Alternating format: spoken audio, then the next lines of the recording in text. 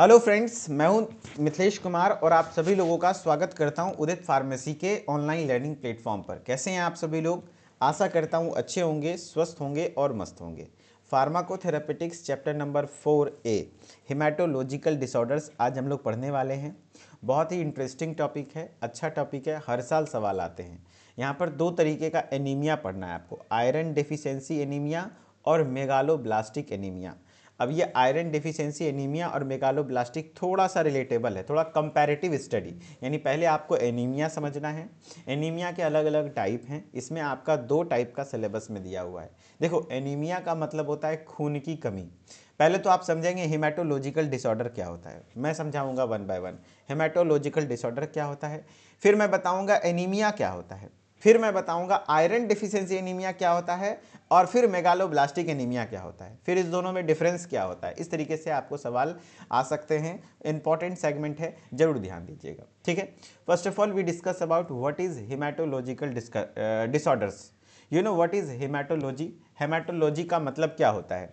Haematology का मतलब क्या होता है, सब लोग बताएंगे मुझे। तो हेमाटोलॉजिकल डिसऑर्डर्स में आपको सबसे पहले हेमाटोलॉजी समझना है।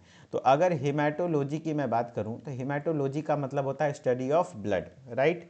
स्टडी ऑफ ब्लड, ब्लड की स्टडी को हम लोग हेमाटोलॉजी कहते हैं। तो ब्लड के रिलेटेड डिसऑर्डर्स हो, बीमारी हो, तो उसको हेमाटोलॉजिकल डिसऑर्डर्स कह देंगे। यानी हेमाटोलॉजिकल डिसऑर्डर का मतलब क्या हुआ? यहाँ पे हीम वर्ड का मतलब होता है ब्लड, याद रख लेना, हीम वर्ड का मतलब होता है ब्लड। तो हेमाटोलॉजिकल डिसऑर्डर्स मतलब हुआ क्या कि ऐसे डिसऑर्डर्स यानी ऐसी डिजीज के बारे में पढ़ेंगे जो कि हमारा हेमाटोलॉजिकल हो, यानी ब्लड से रिलेटेड हो। ठीक है, चलो, हेमाटोलॉजिकल डिसऑर्डर्स को और किस नाम से जानते हैं? तो ब्लड डिसऑर्डर के नाम से भी कह सकते हैं उसको। तो देखो, कह रहा है haematological disorders are also known as blood disorder. इसी को ब्लड डिसऑर्डर्स भी कहा जाता है, या तो हेमाटोलॉजिक डिसऑर्डर्स भी कहा जाता है। Are condition that affect the blood, जो कि ब्लड को अफेक्ट करता है, एंड ब्लड फॉर्मिंग टिश्यूज, जो ब्लड को बना रहा है उस टिश्यूज को भी अफेक्ट करता है, तो वो आपका हेमाटोलॉजिकल डिसऑर्डर्स होता है। कह रहा है the blood is a vital fluid.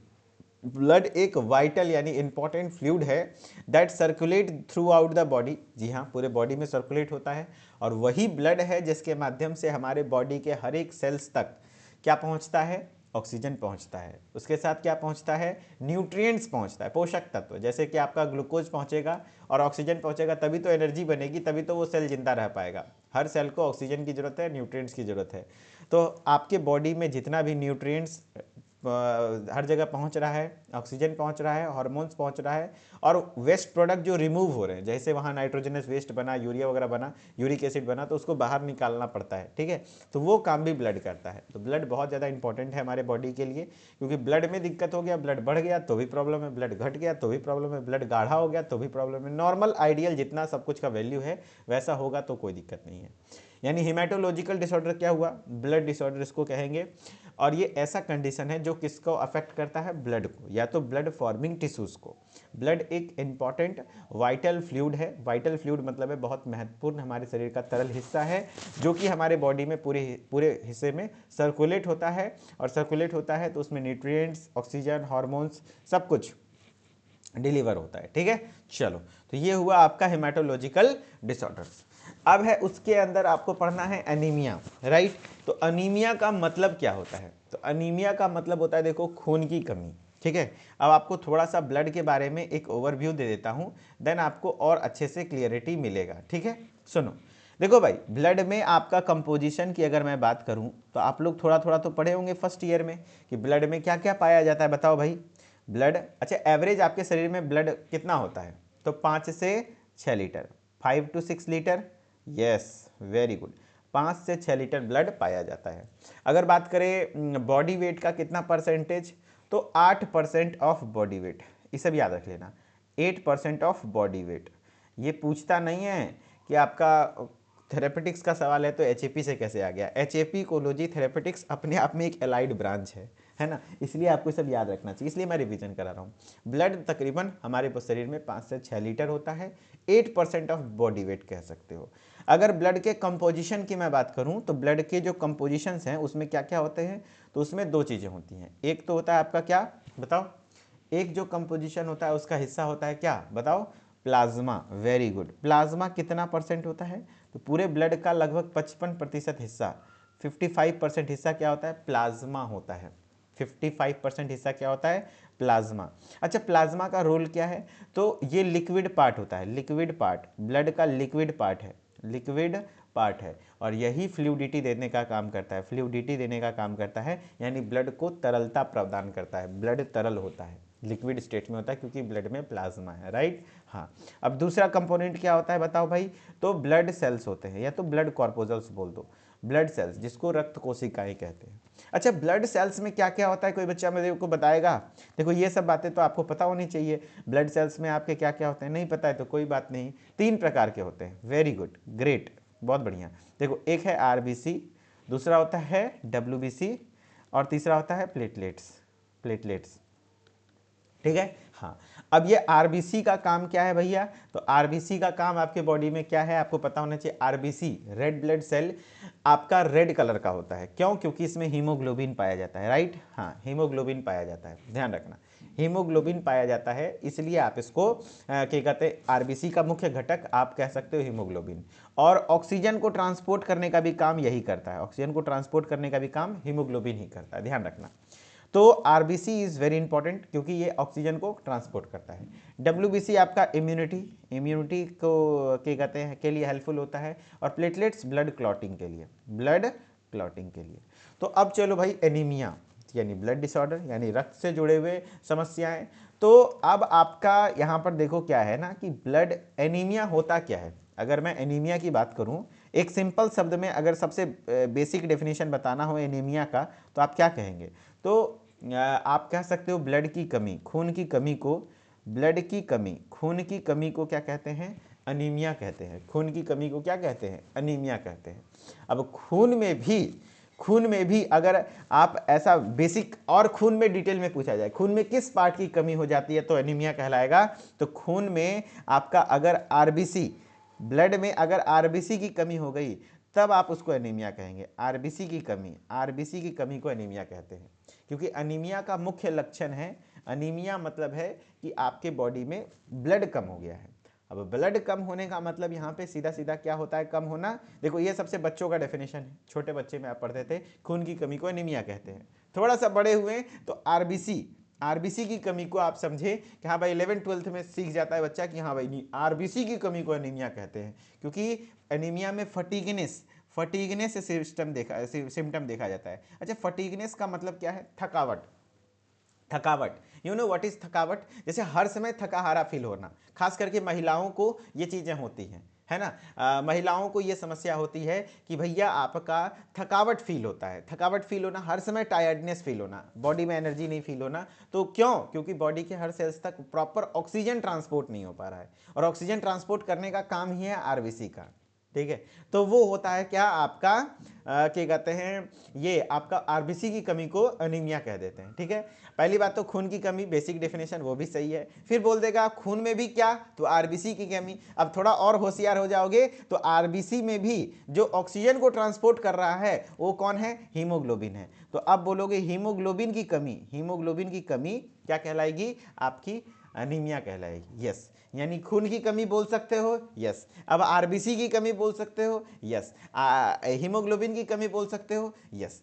यहीं पर खेल, यहाँ पर खेल इतना तक आपका 11th-12th तक में बच्चा सीख जाता है। लेकिन अब आप मेडिकल फील्ड के स्टूडेंट हो, तो अब आपको इतने से काम नहीं चलेगा, अब इसके आगे सोचना पड़ेगा। तो मैं नोट्स में ऐड करूंगा ये सब चीज़ें, क्योंकि ये आपके कंसेप्ट को बनाने का काम कर रहा है, तो इसको आप बिल्कुल भी छोड़िएगा नहीं। मैं इसको लगे हाँ तो आपके नोट्स में ऐड कर देता हूँ। जस्ट टेक 1 सेकेंड, मुझे 1 सेकेंड का समय दीजिए। अच्छा देखो, अब यहाँ पे देखो एनीमिया के टाइप्स हैं, होता तो बहुत सारा है, लेकिन जो आपके सिलेबस में मैं वहीं तक रहूँगा, ऐसा नहीं कि ज्ञान देने के चक्कर में बहुत ज़्यादा आपको फंसा दूंगा, ऐसा नहीं करूँगा, आप घबराना नहीं, ठीक है। चलो, अब नेक्स्ट पेज पर आते हैं हम लोग, नेक्स्ट पेज पर आते हैं और फिर से अगेन एक ब्लैक स्लाइड लेते हैं। अगेन एक मैं ब्लैक स्लाइड लेता हूँ और फिर उसके बाद आपको ब्लैंक स्लाइड से आपको मैं समझाने का कोशिश करता हूँ। अभी तक आपने क्या सीखा बताओ भाई? एनीमिया क्या होता है, ब्लड क्या होता है, ब्लड के कंपोजिशंस के बारे में जाने, ठीक है। अब एनीमिया के बारे में मेरे को बताओ कि एनीमिया में क्या होती है। तो सीधा सीधा बोलेंगे आपके ब्लड की कमी, ब्लड की कमी ब्लड की कमी क्या कहलाती है? एनीमिया कहलाती है। ठीक है, अब ब्लड में भी अगर एक स्टेप और बढ़ो तो किसकी कमी? आरबीसी की कमी। ग्रेट, बहुत बढ़िया, ये तो सिखाएं सर। अच्छा, एक स्टेप और बढ़ोगे तो क्या बोलोगे और डिटेल में जाओगे? एक सेकेंड रुक जाओ, चलिए।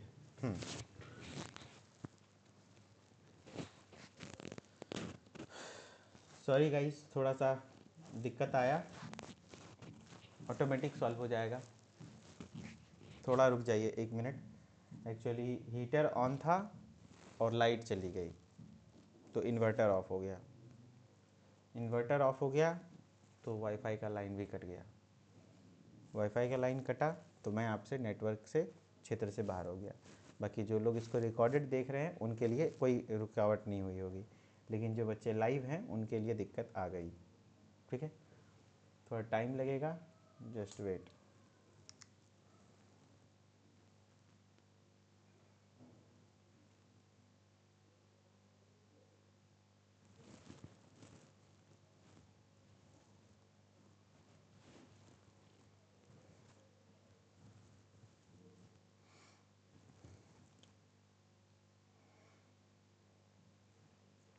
चलिए गाइस, तो करेंटली मैं लाइव हूँ आप लोगों तक, ऑडियो वीडियो क्लियर है?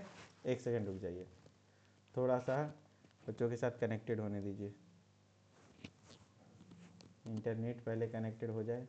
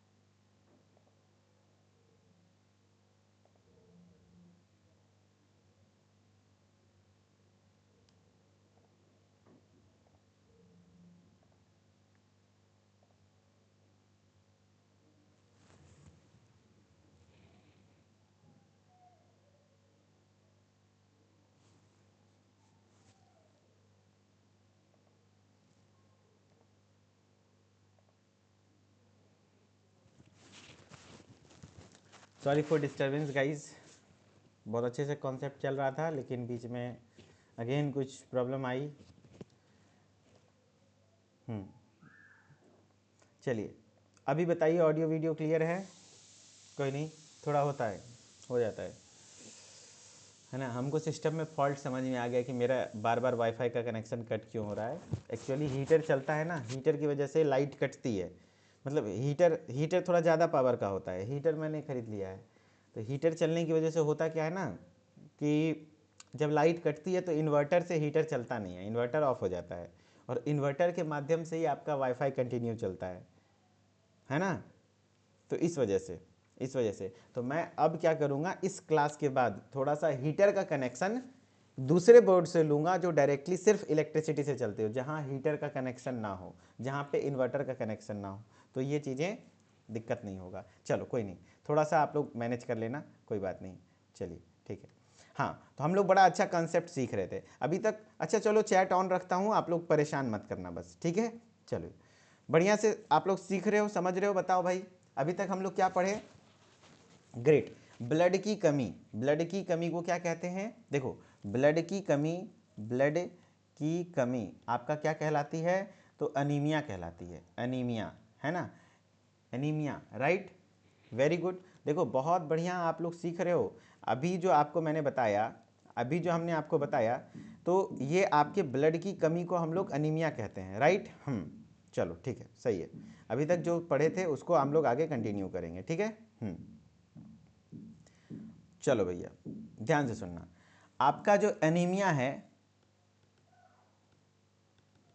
अगर जो एनीमिया की मैं बात करूं तो इसका मतलब क्या होता है? ब्लड की कमी। ब्लड की कमी क्या कहलाती है? अनीमिया कहलाती है, ठीक है। हाँ, अगर और एक स्टेप में जाओगे तो आप डिटेल में क्या लिख सकते हो? आरबीसी की कमी। आरबीसी की कमी एनीमिया कहलाती है, ठीक है। अब और डिटेल में जाओगे तो थोड़ा हीमोग्लोबिन की कमी, तब आपको एग्जैक्ट समझ में आएगा कि नहीं, हीमोग्लोबिन की कमी। लेकिन अब समय आ गया इससे भी ज़्यादा डिटेल में जाने का, यहां तक समझ में आया तो एक बार कमेंट में दिल बनाना, देन आगे मैं कंटिन्यू करूंगा, क्योंकि अब मैं इससे भी डीप में जाऊंगा, अब मैं इससे भी डीप में जाऊंगा। एक बार कमेंट में दिल बना देना, देन मैं आगे कंटिन्यू करूंगा, ठीक है। चलो समझ में आ गया।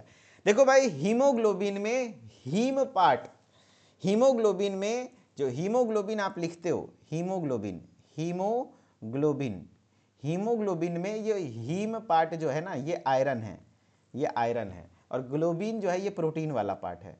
तो एक्चुअली जो हीमोग्लोबिन का ये हीम पार्ट है, यानी iron is the binding site, यही है binding site for oxygen, binding site for oxygen.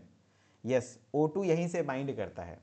अगर हीमोग्लोबिन में हीम नहीं होगा तो ये भी ऑक्सीजन को कैरी नहीं कर पाएगा। जैसे आपको मैंने सीधे सीधे क्या बताया, ब्लड ऑक्सीजन को कैरी करता है, फिर और डिटेल में गए तो नहीं, आरबीसी ऑक्सीजन को कैरी करता है, क्योंकि ब्लड में आरबीसी है। फिर और डिटेल में गए तो आरबीसी में हीमोग्लोबिन करता है ना, और हीमोग्लोबिन में भी कौन करता है, आयरन करता है ना। यस, तो अगर आयरन की कमी हो गई तो हीमोग्लोबिन का मात्रा कम हो जाएगा, हीमोग्लोबिन नहीं, हीमोग्लोबिन लेवल कम हो जाएगा। समझ रहे हो बात को? यस। तो अब यहां से डिटेल में आता है कि एक हो जाता है आयरन की कमी, एक होता है आयरन, ठीक है, आयरन की कमी हो जाएगी। इसीलिए देखना, जब आपके खून की कमी देखने को मिलता है तो आयरन का टैबलेट चलता है ना। यस, तो आयरन की कमी हो जाएगी, तब उसको कहते हैं iron deficiency anaemia, iron deficiency, CNC anaemia, iron deficiency anaemia, right. और अगर जो आयरन की कमी हो गई तो आयरन डेफिशिएंसी एनीमिया। अब देखो क्या होता है ना, हीमोग्लोबिन की कमी क्यों होगी, क्योंकि आयरन की कमी हो गई, एक कारण ये हो सकता है। और एक होता है दूसरा कारण अनीमिया का, समझना ये कि आपके शरीर में विटामिन B12, विटामिन, ध्यान रखना, vitamin vitamin B12, vitamin B12 and folic acid, और फॉलिक एसिड, ये दो चीज किस चीज के लिए इंपॉर्टेंट होता है पता है, आरबीसी को मैच्योर करने के लिए, है ना। आरबीसी को इंपॉर्टेंट फॉर, इंपॉर्टेंट किस चीज के लिए इंपॉर्टेंट है, important for RBC mature, RBC को मैच्योर होने के लिए बहुत जरूरी है, मैच्योर होने के लिए बहुत जरूरी है क्या, vitamin B12 and folic acid. तो अगर विटामिन B12 और फॉलिक एसिड की डेफिशिएंसी हो जाएगी, इसकी अगर डेफिशिएंसी हो गई तो फिर क्या होगा, क्या होगा, आरबीसी इमेच्योर पैदा होने लग जाएगा, इमेच्योर आरबीसी बनने लग जाएगी। तो उसको वहां पर बड़े बड़े शेप का आरबीसी बनने लग जाता है, लेकिन इमेच्योर, कोई काम का आरबीसी नहीं। तो मेगालोब्लास्टिक एनीमिया तब कहलाता है, मेगालोब्लास्टिक एनीमिया तब कहलाता है। यानी आयरन डेफिशिएंसी एनीमिया ज्यादा कॉमन है, ज्यादा कॉमन क्या है, आयरन डेफिशिएंसी एनीमिया ज्यादा देखने को मिलती है। तो आयरन डेफिशिएंसी एनीमिया में क्या होगा, आयरन की कमी हो जाएगी, आयरन की कमी होने की वजह से हीमोग्लोबिन का लेवल कम हो जाएगा, क्योंकि आयरन के बिना हीमोग्लोबिन बन ही नहीं सकता है, क्योंकि iron is the most important part of haemoglobin, है ना, क्योंकि हीम का मतलब ही आयरन है। हाँ, अगर हीमोग्लोबिन का मात्रा कम हुआ तो जाहिर सी बात है आरबीसी कम हो जाएगा, और आरबीसी कम हुआ तो ब्लड की कमी हो जाएगी, क्योंकि ऑक्सीजन ट्रांसपोर्टेशन नहीं हो पाएगा, फिर दिक्कत होगा, राइट। हाँ, अब देखो एक तरीके से यहां से भी आपको एनीमिया देखने को मिल गया, खून की कमी हो गई। दूसरा है vitamin B12 and folic acid, है ना, विटामिन B12 और फॉलिक एसिड की कमी हो जाएगी। अगर इसकी कमी हो गई, अगर इसकी कमी हो गई तो आपका आरबीसी मैच्योर नहीं हो पाएगा, मैच्योरेशन फैक्टर है, यानी कि ये आरबीसी को मैच्योर करने का काम करता है, ये आरबीसी को मैच्योर करने का काम करता है। और अगर इसकी कमी हो गई तो आरबीसी मैच्योर नहीं हो पाएगा। जब आरबीसी ही खुद ही मैच्योर नहीं होगा तो उसके अंदर हीमोग्लोबिन क्या अच्छे से मैच्योर होगा। तो ओवरऑल कहने का मतलब है कि आरबीसी मैच्योर होगा, जिससे कि इमेगालोब्लास्टिक एनीमिया कॉज कर देगा। समझ में आया, जिसे मेगालोब्लास्टिक एनीमिया कॉज कर देगा, ठीक है। चलो अब इसको मैं आपको थोड़ा सा समझाता हूं थ्योरेटिकल पॉइंट ऑफ व्यू से, ठीक है। ये तो मैंने फ्लो चार्ट वगैरह के माध्यम से थोड़ा समझाया आपको, ताकि आपको थोड़ा और क्लियरिटी मिले, लेकिन कोई नहीं, चलो। हाँ चलो, तो ये पेज आपका हो गया, जैसा मैंने बताया आप लोगों को, समझ गए एनीमिया क्या होता है, बताओ भाई।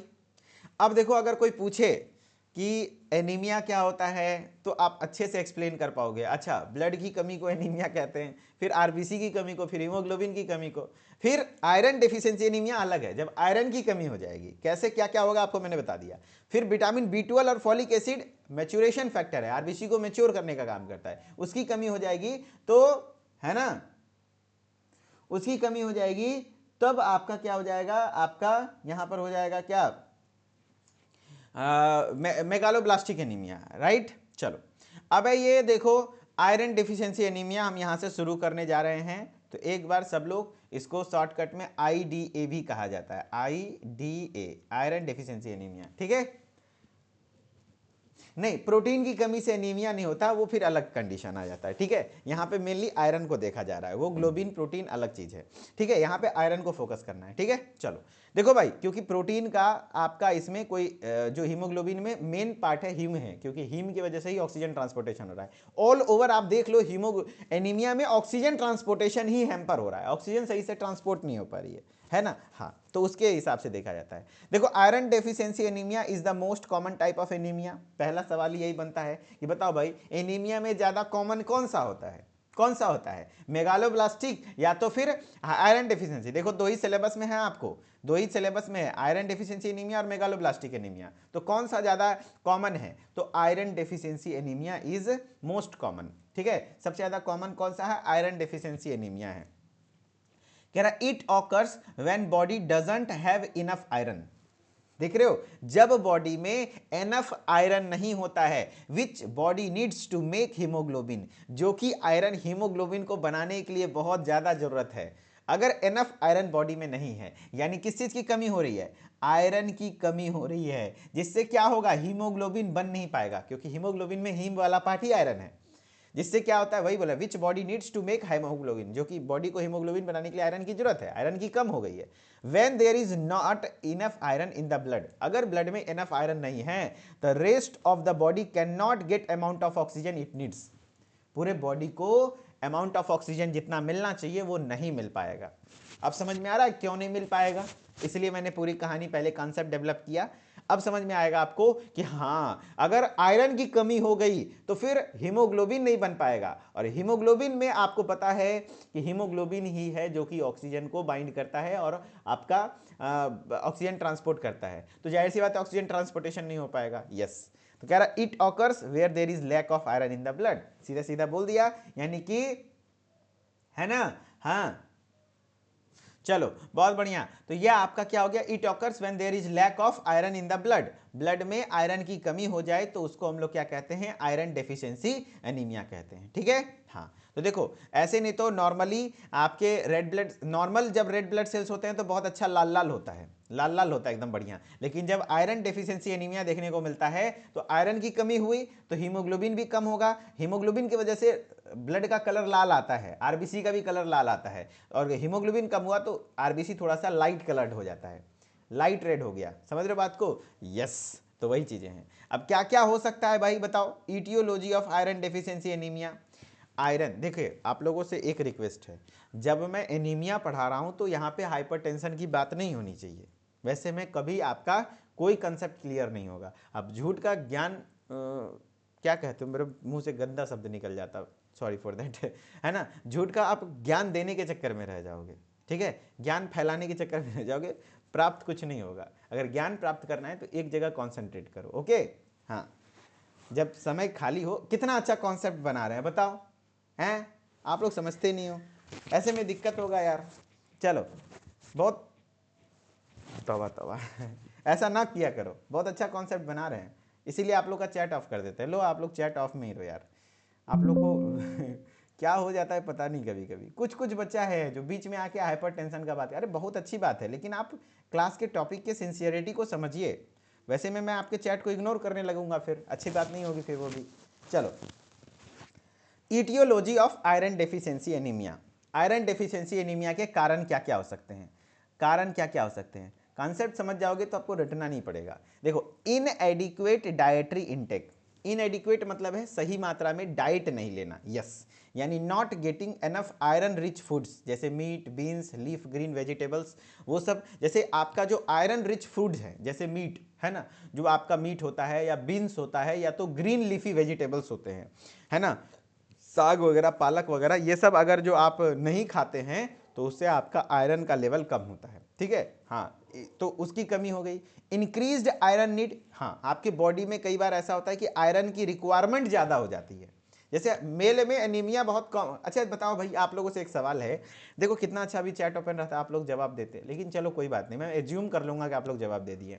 मेरा सवाल ये है कि बताओ भाई, जो भी लोग थोड़ा बहुत हॉस्पिटल वगैरह में काम किए हैं उनको पता होगा, एनीमिया ज़्यादा कॉमन किस में है? मोस्ट कॉमन एनीमिया नहीं पूछ रहा हूँ, ज़्यादा कॉमन किस में है, मेल में या फीमेल में? बताओ, मेल में या फिर फीमेल में? तो मेल को एनीमिया बहुत रेयरली होता है, बहुत कम, बहुत कम, ठीक है, मेल को एनीमिया कम होता है, फीमेल को एनीमिया ज़्यादा होता है, फीमेल को एनीमिया ज़्यादा होता है, ज़्यादा कॉमन। क्यों जानते हो महिला को क्यों ज़्यादा होता है महिला को? कारण क्योंकि महिला में एक्चुअली भगवान खून थोड़ा कम दिया है, खून थोड़ा कम दिया है, यस, क्योंकि खून का मात्रा भी कम होता है, पता होगा, हीमोग्लोबिन का लेवल भी थोड़ा कम होता है, लेकिन ज़रूरत ज़्यादा है महिला को।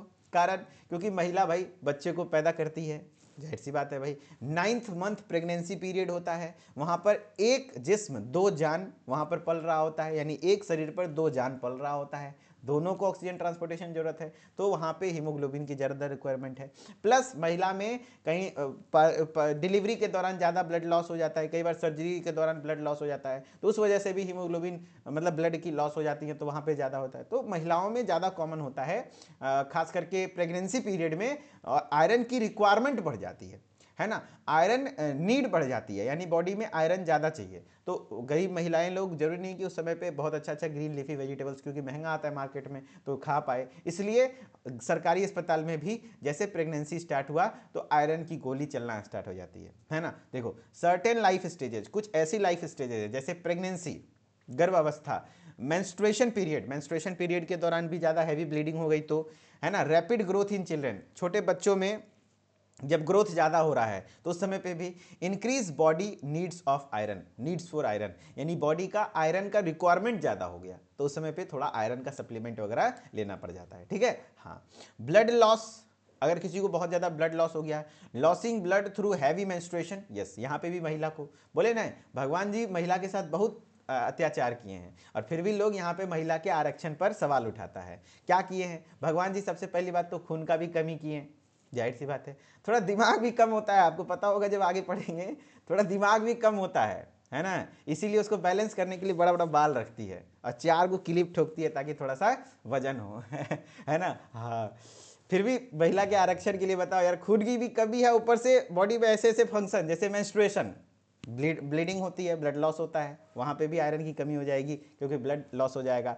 प्रेगनेंसी देख लो, तो भगवान जी महिला के साथ बहुत अत्याचार किए हैं, ऐसा नहीं करना चाहिए, इसीलिए यहाँ पर आरक्षण का सुविधा दिया गया कि नहीं, महिलाओं को बराबरी में आने के लिए थोड़ा सा उनको आरक्षण दो, रिजर्वेशन दो, तभी वो बराबरी में आ पाएंगी, ठीक है। हाँ, तो losing blood through heavy menstruation, ठीक है। इंटरनल ब्लीडिंग, हाँ देखो इंटरनल ब्लीडिंग किसी में भी हो सकता है, मेल और फीमेल दोनों में। इंटरनल ब्लीडिंग जैसे हुआ अल्सर, अल्सर का मतलब क्या हुआ? तो अल्सर का मतलब होता है, ये देखो पेट है ना, पेट, तो पेट आपने अल्सर पढ़ रखा है तो मेरे ख्याल से कोई दिक्कत नहीं होगा। पेट है तो पेट का जो म्यूकस लेयर है अंदर में डैमेज हो गया, हाइपर सेक्रेशन ऑफ एसिड या फिर किसी ज़्यादा देर भूखे रहने की वजह से ये म्यूकस लेयर डैमेज हो गया, यहाँ पे घाव हो गया, पेट के आंत में घाव हो जाना या तो पेट में घाव हो जाना, तो उस कंडीशन को हम लोग अल्सर कहते हैं, और वहाँ पे अंदर में ब्लीडिंग स्टार्ट हो जाती है, फिर स्टूल में भी ब्लड आने लग जाता है। या फिर हेमरॉइड्स मतलब हो गया पाइल्स यानी बवासीर, तो बवासीर मेल फीमेल दोनों को होता है, तो इस कंडीशन में भी आपका एनीमिया देखने को मिल सकता है, आयरन डेफिशिएंसी एनीमिया। और किसी प्रकार की इंजरी हो गई तो कहीं कट फट गया तो ज़्यादा ब्लड लॉस हो गया, तो उस कंडीशन को आयरन डेफिशिएंसी एनीमिया हो सकता है, ठीक है। हाँ ठीक है, फिर कह रहा है पुअर एब्जॉर्प्शन, यस, अगर जो सही से एब्जॉर्प्शन नहीं हो तब, जैसे कि मान लो conditions like coeliac disease, coeliac disease हो गई, क्रोन्स डिजीज, जैसे क्रोन्स डिजीज में मैंने आपको पढ़ाया था, नहीं पढ़ाया मतलब बताया था कि क्रोन्स डिजीज में आपका स्मॉल इंटेस्टाइन जो मेजर पार्ट है आपका, मैक्सिमम एब्जॉर्प्शन वहीं होता है स्मॉल इंटेस्टाइन में, और अगर वहाँ पे इन्फ्लामेशन हो जाए तो उसको क्रोन्स डिजीज कहते हैं, यानी छोटी आंत में इन्फ्लामेशन को क्रोन्स डिजीज कहते हैं, तो वो हो जाएगी तो भी दिक्कत है, तो एब्जॉर्प्शन पुअर हो जाएगा। सर्जरी हो गई स्टोमक की या इंटेस्टाइन की, तो उससे आपका एबिलिटी ऑफ आयरन, यानी आयरन को एब्जॉर्ब करने की एबिलिटी पोटेंशियल क्या हो जाती है, कम हो जाती है, तो उस पर पुअर एब्जॉर्प्शन होगा। यानी देखो भाई एनीमिया मैं बताया क्या क्या, सुनना ध्यान से सुनना, मैं पढ़ा रहा हूँ हीमेटोलॉजिकल डिसऑर्डर्स। हमारे पढ़ाने का थोड़ा सा तरीका अलग है। मैं ये चीज़ें नहीं समझता हूँ कि एक बार में आप समझते समझते चलेगा, नहीं, मैं खुद ही रिपीट करता हूँ। सुनो, मैं क्या बता रहा था, फार्माकोथेरेपेटिक्स का नया टॉपिक स्टार्ट किया, हीमेटोलॉजिकल डिसऑर्डर। आपसे सीधा सीधा सवाल पूछूंगा, आप जवाब देना। हेमाटोलॉजिकल डिसऑर्डर्स का मतलब क्या है? हेमाटोलॉजिकल डिसऑर्डर का मतलब है सर ब्लड डिसऑर्डर, यानी हेमाटोलॉजी मतलब ही होता है, यहाँ पे हीम वर्ड का मतलब है ब्लड, यानी ब्लड से रिलेटेड डिसऑर्डर्स। अच्छा, ब्लड के रिलेटेड डिसऑर्डर्स में हम लोगों का टॉपिक क्या है सर? एनीमिया है। एनीमिया क्या होता है सर? एनीमिया क्या होता है? तो सर एनीमिया होता है क्या? तो एनीमिया होता है ब्लड की कमी। ब्लड में किस किस की कमी सर? आरबीसी की कमी। और डिटेल में जाओ, हीमोग्लोबिन की कमी। हीमोग्लोबिन की कमी तो हो गई, ठीक है। अब हीमोग्लोबिन की कमी होगी क्यों? क्यों होगी भाई? हीमोग्लोबिन की कमी इसलिए हो जाएगी क्योंकि हीमोग्लोबिन का जो हीम पार्ट है, आयरन वाला पार्ट, अगर आयरन ही कम हो जाए तो उसकी वजह से हीमोग्लोबिन कमी हो जाएगी। यस, तो आयरन डेफिशिएंसी एनीमिया यानी आयरन की कमी। अब एक आपके बॉडी में मैचुरेशन फैक्टर होता है विटामिन B12 और फॉलिक एसिड, ठीक है। ये दोनों की कमी हो गई तो आपका आरबीसी मैच्योर सही से नहीं हो पाएगा। जब आरबीसी सही से नहीं मैच्योर होगा, इमेच्योर आरबीसी बनेंगे, तो उससे फिर आपका बॉडी में हीमोग्लोबिन का लेवल भी कम हो जाएगा, सही से काम नहीं कर पाएगा, वो आरबीसी कोई काम का नहीं होता। तो उस कंडीशन को आपको मेगालोब्लास्टिक एनीमिया कहा दिया जाता है। तो यहां पर आपको आयरन डेफिशिएंसी एनीमिया पूछेगा किसकी कमी से होता है? तो आयरन की कमी से। सीधा सीधा one liner question. Megaloblastic anaemia किस चीज की कमी से होता है? तो विटामिन, बताओ, विटामिन B12 और फॉलिक एसिड, फॉलिक एसिड की कमी से होता है, ठीक है। हाँ चलो, बहुत बढ़िया, ये चीजें आपने देख लिया।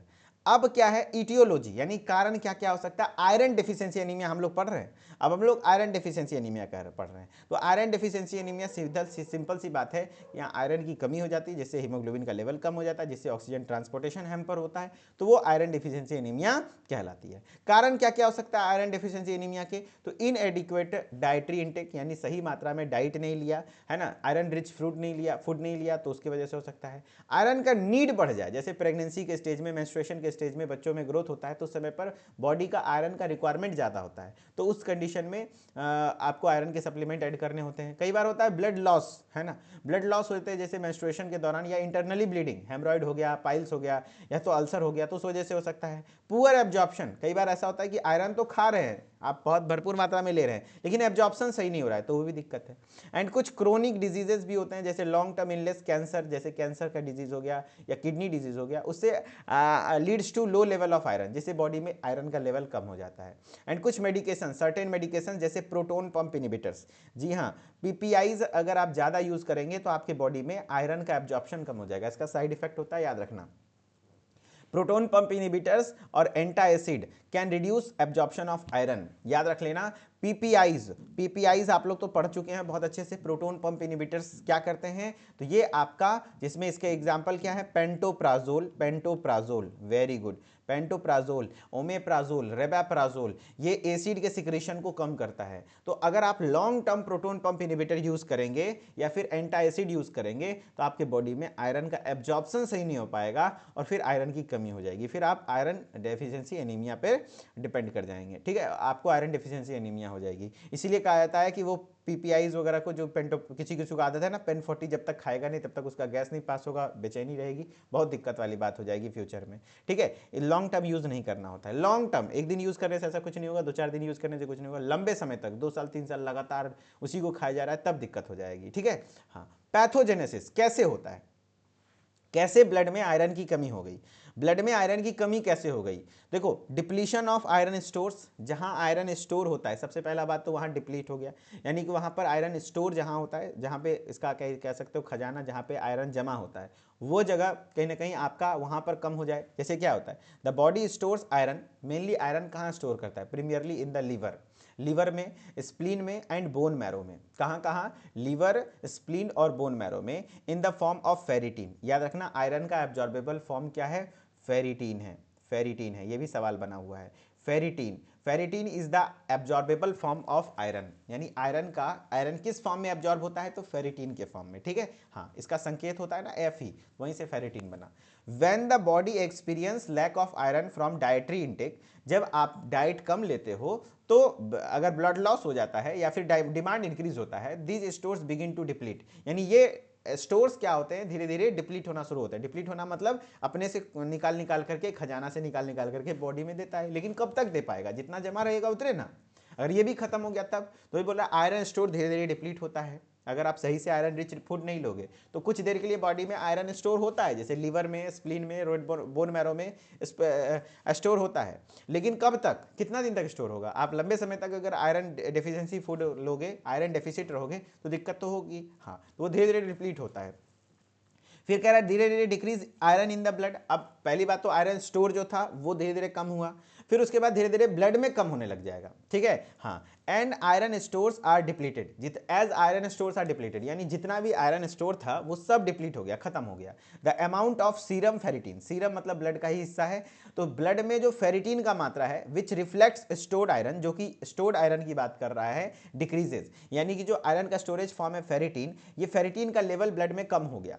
क्यों? क्योंकि डिप्लीटेड आयरन भी खत्म हो गया, मतलब जो स्टोर्ड आयरन है वो भी डिप्लीट हो गया, और जो तो जाहिर सी बात है ब्लड में आयरन का लेवल कम हो जाएगा। At the same time serum iron level and transferrin saturation, the percentage of transferrin that is bound with iron drop. कहने का मतलब है कि सीरम में आयरन का लेवल भी कम हो जाएगा, है ना, ट्रांसफेरिन सैचुरेशन हो जाएगा, उससे दिक्कत आएगी। फिर क्या कहता है, इंपेयर्ड हीमोग्लोबिन प्रोडक्शन। अगर हीमोग्लोबिन में देखो ब्लड में आयरन की कमी हो गई, सीधी सीधी बात है, आयरन की कमी हो गई तो अब सही से हीमोग्लोबिन नहीं बन पाएगा, क्योंकि हीमोग्लोबिन में हीम वाला पार्ट कहां से आएगा? कह रहा haemoglobin the portion of the protein in red blood cell, याद रखना, दैट कैरीज ऑक्सीजन। यानी कि आरबीसी का बहुत अहम हिस्सा है हीमोग्लोबिन, जो कि ऑक्सीजन को कैरी करता है, जो ऑक्सीजन को कैरी करता है। तो हीमोग्लोबिन बहुत इंपॉर्टेंट पार्ट है आरबीसी का, जो कि ऑक्सीजन को कैरी करता है। That is made up of iron, जो कि आयरन से बना होता है, ठीक है। When there is insufficient iron, जब इनसफिशिएंट आयरन होगा, haemoglobin synthesis is impaired, haemoglobin synthesis impair हो जाएगा, यानी हीमोग्लोबिन सही से सिंथेसिस नहीं हो पाएगा। दैट फिर क्या होगा, एनीमिया कॉज हो जाएगा। फिर क्या होगा, एनीमिया कॉज हो जाएगा। As the iron deficiency continue, जैसे आयरन डेफिशिएंसी कंटिन्यू रहा, आयरन की कमी हुई, the number of red blood cells decreases, धीरे धीरे रेड ब्लड सेल घटने लग जाएंगे, धीरे धीरे क्या हो जाएगा, आरबीसीज घटने लग जाएगा। जाहिर सी बात है आरबीसी घटने जाएगा, जिससे कि लीडिंग टू एनीमिया, एनीमिया हो जाएगा। Lower than normal red blood cell, यानी याद करो हमने पढ़ा था आरबीसी की कमी को क्या कहते हैं। अगर हीमोग्लोबिन कम होगा तो धीरे धीरे आरबीसी भी कम हो जाएगा, सिंपल सी बात है। तो आरबीसी की कमी को ही एनीमिया कहते हैं, एनीमिया कहते हैं, याद रखना। क्योंकि आरबीसी का नॉर्मल रेंज कितना है, तो आरबीसी का नॉर्मल रेंज है 4.5 टू 5.5 मिलियन पर MMQ ऑफ ब्लड। एक MMQ ऑफ ब्लड में 4.5 से 5.5 मिलियन आरबीसीज होने चाहिए, है कि नहीं। हाँ, तो अगर उसकी रेंज नॉर्मल रेंज से धीरे धीरे कम होने लग जाएगा तो उसको एनीमिया कहते हैं, ठीक है। हाँ, यहां से एनीमिया आपको हो जाएगा। अब क्या क्या क्लिनिकल मैनिफेस्टेशन है, सिम्टम्स क्या क्या है, साइन एंड सिम्टम्स, है ना। हाँ, तो देखो वीकनेस देखने को मिलता है, कमजोरी, क्या देखने को मिलता है, कमजोरी, है ना। मैंने बताया कमजोरी, हर समय फटीगनेस भी रहता है। मोस्ट कॉमन सिम्टम है फटीगनेस। एक बार सवाल आया हुआ है इसलिए मैं बार बार फटीगनेस वर्ड को मेंशन कर रहा हूं, क्योंकि तो एक बार देखो क्वेश्चन पैटर्न को समझो। आप खूब अच्छे अच्छे शब्दों में पढ़ा सवाल को पढ़े, लेकिन अगर आपका जो मेंटोर है, एजुकेटर है, टीचर है, मान लो बहुत अच्छा अच्छा भारी भारी शब्द एकदम बहुत स्टैंडर्ड किताब से पढ़ाया, लेकिन ये भी आपको ध्यान में रखना होगा कि जो एग्जाम में सवाल आते हैं वहां पर किस शब्द का ज़्यादा कॉमनली यूज किया जा रहा है ना। हाँ, उन शब्दों का जिक्र क्लास में होना जरूरी है ताकि आप एग्जाम में कंफ्यूज ना हो। इसलिए मैं बार बार वीकनेस, कमजोरी, उससे क्या होगा, फटीगनेस होगा, तो बच्चा एक बार कंफ्यूज हो गया, अरे सर आप तो वीकनेस बताए थे, यहाँ तो ऑप्शन में फटीगनेस था। तो वीकनेस यानी कमजोरी होगी, कमजोरी से थकावट फील होगा, है ना। हाँ, तो याद रखना, पेल स्किन, पीला स्किन हो जाता है, जैसे हम लोग का लाल लाल दिख रहा है ना, यहाँ पे ब्लड दबाने से ब्लड दिख रहा है, तो वहाँ पे थोड़ा पीला दिखता है। शॉर्टनेस ऑफ ब्रीथ, अच्छे अच्छे डॉक्टर तो आंख वगैरह देख करके, जीभ वगैरह देख करके बता देंगे कि हीमोग्लोबिन कितना है ना। शॉर्टनेस ऑफ ब्रीथ, जाहिर सी बात है ऑक्सीजन की कमी होगी, सांस फूलने लग जाएगा। Strange cravings to eat items, हाँ, आयरन डेफिशिएंसी एनीमिया वाले को भूख बहुत तेज लगता है। And with no nutritional value, junk food खाने का बहुत ज़्यादा मन करेगा जिसमें कोई न्यूट्रिशनल वैल्यू नहीं है, जिसमें कोई न्यूट्रिशन वैल्यू नहीं है, लेकिन उसको तला भुना चीज पूरा एकदम मन करेगा, क्रेविंग होगा बहुत ज़्यादा खाने का, ठीक है। टंग स्वेलिंग और सोरनेस, जीभ में स्वेलिंग वगैरह हो जाती है, कोल्ड हैंड्स एंड फीट, हाथ वगैरह पैर वगैरह में ब्लड सर्कुलेशन उतना अच्छा नहीं है, ब्लड सर्कुलेशन तो ऑक्सीजन वगैरह सही से नहीं, थोड़ा ठंडा पड़ जाता है। फास्ट और irregular heart beat, brittle nails, nails वगैरह भी ब्रिटल बहुत कमजोर हो जाते हैं, तुरंत टूट जाता है, हेडेक वगैरह भी देखने को मिलता है। ठीक है, तो इसमें से कुछ कुछ सिम्टम आदमी को देखने में मिलता है। अब इसके ट्रीटमेंट क्या है sir? Treatment of IDA, IDA stands for iron deficiency anaemia. IDA का मतलब क्या हुआ? Iron deficiency anaemia. तो इसके non pharmacological method includes, non pharmacological method में क्या होगा भाई कि नॉन फार्माकोलॉजिकल मेथड में हम लोग क्या करेंगे कि भाई उसको जो चीज़ आयरन रिच फूड है वो खाने के लिए बोलेंगे। कह रहा it iron rich foods, iron से भरपूर खाने खाइए, which also contains vitamin C. हाँ, विटामिन सी वाला होगा क्योंकि vitamin C due to iron absorption, vitamin C अगर आयरन रिच फूड के साथ लेंगे तो विटामिन सी आयरन के एब्जॉर्प्शन में हेल्पफुल होता है। ठीक है, रेड मीट खाना है ना, मीट वगैरह खाइए, ड्राइड फ्रूट है ना, ड्राइड फ्रूट खाइए वो भी अच्छा आयरन रिच है, और dried leafy green vegetables, dark green leafy vegetables, हरे सब्जियां हरे पत्ते जितना भी हैं ये सब खाइए, ये आपके आयरन के लेवल को मेंटेन करेगा।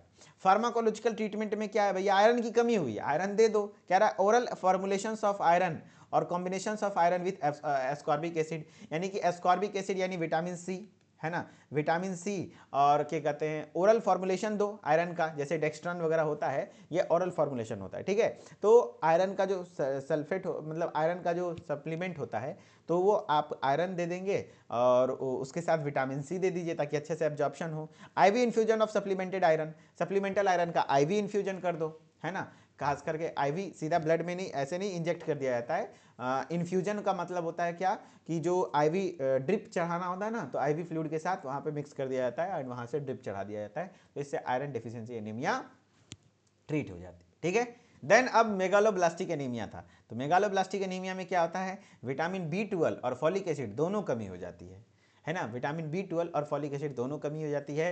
It is a condition in which bone marrow forms large और इमेच्योर और स्ट्रक्चरली एबनॉर्मल आरबीसी। जैसे नॉर्मल आरबीसी ऐसा होना चाहिए, लेकिन मेगालोब्लास्टिक कंडीशन में मेगा का मतलब बड़ा बड़ा आरबीसी बनने लग जाता है और इमेच्योर होता है। बड़ा बड़ा बने तो ठीक है, लेकिन इमेच्योर क्यों बनता है? इमेच्योर आरबीसीज बनने लग जाते हैं, तो उस कंडीशन को मेगालोब्लास्टिक एनीमिया कहते हैं। वो विटामिन B12 और फॉलिक एसिड की डिफिशियंसी की वजह से होता है। ठीक है, हाँ। अब देखो इसका डिटेल में आपका इसका कमी क्यों होता है, इसका पैथोजेनेसिस क्या है, उसका आज थोड़ा ज़्यादा बीच में लंबा समय लग गया, तो मैं सोचा था आज ही पढ़ा दूंगा, लेकिन कोई बात नहीं, इसका टॉपिक कल भी चलेगा। तो आज कुछ सवाल करो। ठीक है, अब कुछ सवाल करो मेगालोब्लास्टिक एनीमिया को, और मैं रिलेट करके पढ़ाऊंगा। मैं चाहता हूं ये टॉपिक बहुत इंपॉर्टेंट है दोस्त, हर साल सवाल आते हैं यहाँ से, छोटा सा टॉपिक है, हर साल सवाल आते हैं, इसलिए बहुत जरूरी है। मैं चैट ओपन कर रहा हूँ, कुछ सवाल के जवाब देना। ठीक है, हाँ। एंड सभी बच्चों को मैं बता देता हूँ कि मैं अभी 12 बजे से, है ना, मैं लिटरली वार्निंग दे रहा हूँ, 12 बजे से अगर कितना बच्चा जुड़ा हुआ है, हमको यूट्यूब के स्टूडेंट से कोई लेना देना, हमको पता है फ्री एजुकेशन का कोई वैल्यू नहीं है, कोई फ्री में पढ़ना नहीं चाहता, खाली ज्ञान देने के लिए आता है कि फ्री में पढ़ाइए फ्री में पढ़ाइए। आप लोग जरूर आएंगे, ऑब्जेक्टिव सीरीज मैं 12 बजे लूंगा, मुझे कोई दिक्कत नहीं है। यूट्यूब का एक बच्चा भी पढ़ रहा है तो ठीक है, नहीं पढ़ रहा है कोई बात नहीं, मैं आप लोगों के लिए वो सीरीज चलाया हूं। बस यूट्यूब पे इसलिए डाल दिया क्योंकि यूट्यूब वाले बच्चे जो बोलते हैं ना फ्री में नहीं पढ़ाते, उसका मुंह बंद करने के लिए कि पढ़ना नहीं चाहते हो तुम। लेकिन आप लोग 12 PM पर फार्माकोलॉजी का ऑब्जेक्टिव सीरीज मैं करवाऊंगा, ज़्यादा नहीं, बस 35 मिनट्स में करवाऊंगा, 35 मिनट्स। सब लोग आओगे, एक एक बच्चा आओगे, पहले बता रहा हूं। वार्निंग सीधा सीधा है, अगर 250 प्लस बच्चा, 290 बच्चा है, अगर 250 प्लस नहीं आएगा तो नेक्स्ट डे से मैं ऑब्जेक्टिव सीरीज बंद कर दूंगा। बहुत इंपॉर्टेंट है, वहां पर मैं ड्रग मैकेनिज्म ऑफ एक्शन, बहुत इंपॉर्टेंट टॉपिक है, एक्सक्रीशन और मैकेनिज्म ऑफ एक्शन, जो लास्ट वाला रिसेप्टर वाला कॉन्सेप्ट है, उससे सवाल आज करवाने वाला हूं।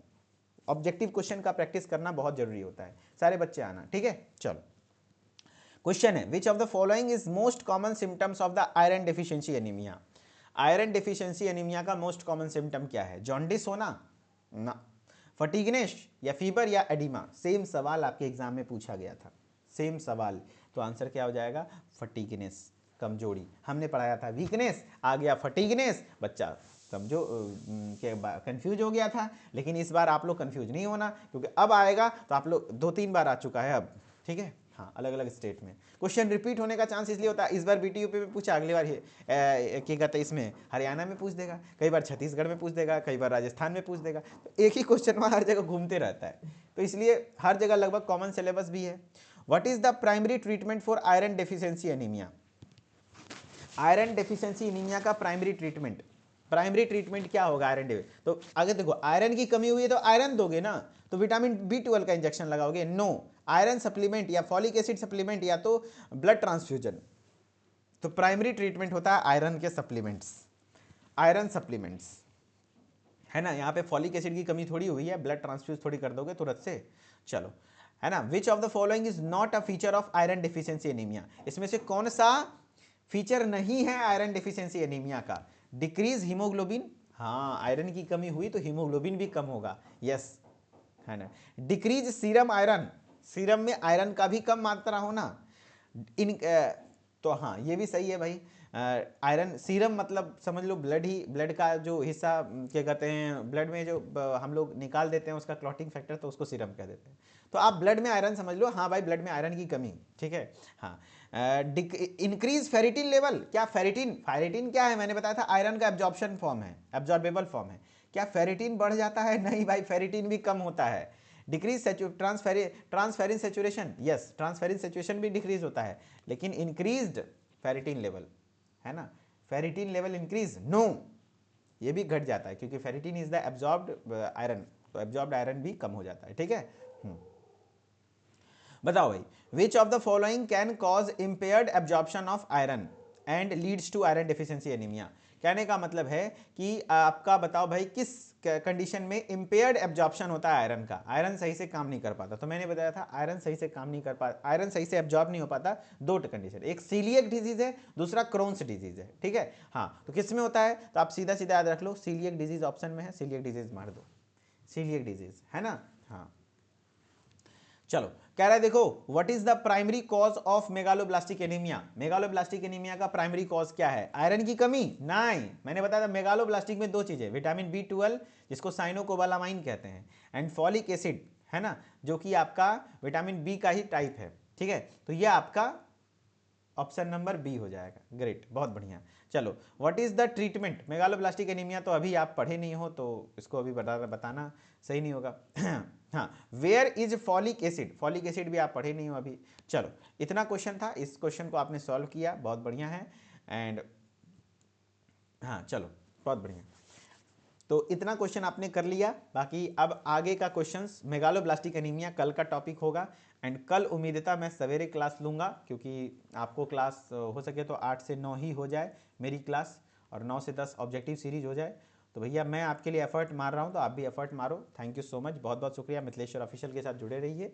एंड आप लोग क्या क्या पढ़ें एक बार रिपीट करता हूँ। चलो, आज मैंने क्या क्या पढ़ाया, क्लास के लास्ट में एक बार रिपीट करना बहुत जरूरी है। हेमाटोलॉजिकल डिसऑर्डर्स का मतलब बताओ, सारे बच्चे बताओ। हेमाटोलॉजिकल डिसऑर्डर्स का मतलब, हेमाटोलॉजिकल डिसऑर्डर यानी ब्लड रिलेटेड डिसऑर्डर, ठीक है। एनीमिया का मतलब खून की कमी, खून की कमी, बहुत बढ़िया। And iron deficiency anaemia, iron की कमी। मेगालोब्लास्टिक एनीमिया, विटामिन B12 और फॉलिक एसिड की कमी को हम लोग मेगालोब्लास्टिक एनीमिया कहते हैं, ठीक है। चलो, तो फाइनली ये आपका एनीमिया का टॉपिक यहाँ पे फिनिश हो गया, ठीक है। चलो, अगले क्लास में मैं मेगालोब्लास्टिक एनीमिया को अच्छे से एक्सप्लेन करूंगा। Okay, thank you.